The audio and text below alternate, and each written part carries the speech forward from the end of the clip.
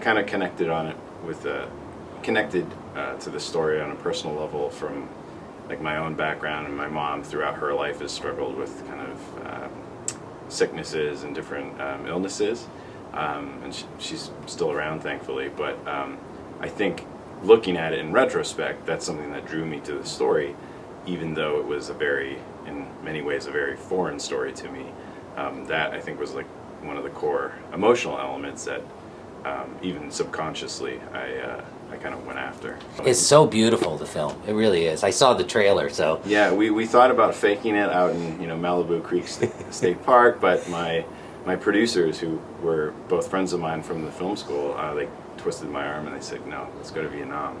Well, Mother's Milk it's the story of a young girl in the Vietnamese countryside who is forced to kind of become a parent and take care of her family when her mother gets ill. It's the older sister, her mother, and then the younger little sister.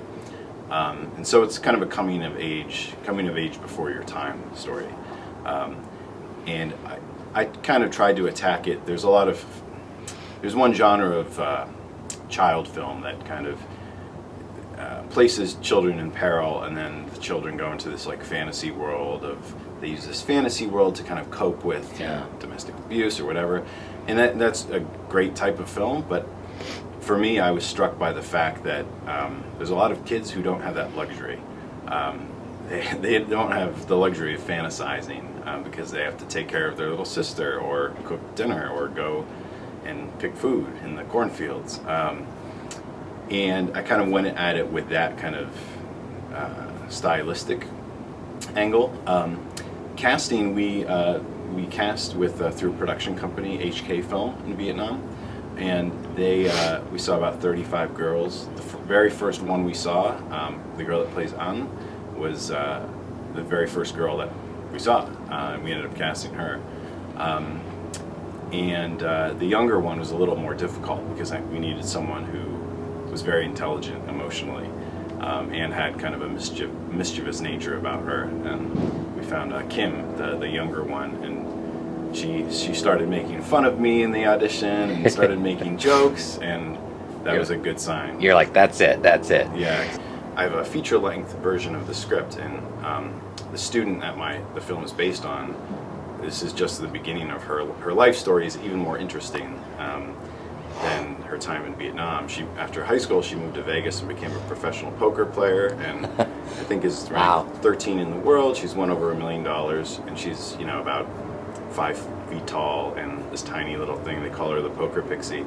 What a great story, huh, from that. Yeah, so the feature, and as I was writing the feature script, I reconnected with her, and she says, oh, I'm a poker player now. And I said, okay, that has to go in the script.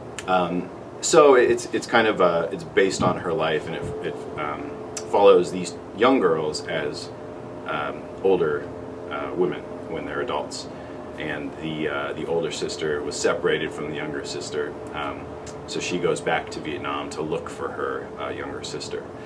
And part of what I like about that story is that I've become kind of interested in. Since I have a lot of friends in the Vietnamese film community, both Vietnamese American and back in Vietnam, I've become kind of aware of their awareness of the image of Vietnam, and showing the world and America like the image of a modern Vietnam. So it's not just a stereotypical war film or the Hollywood images that we have in Vietnam. And so Mother's Milk, kind of the feature version, would be kind of an attempt to bridge the gap, to show Vietnam from an American's perspective, who incidentally is on another level a Vietnamese kind of rediscovering Vietnam. Right.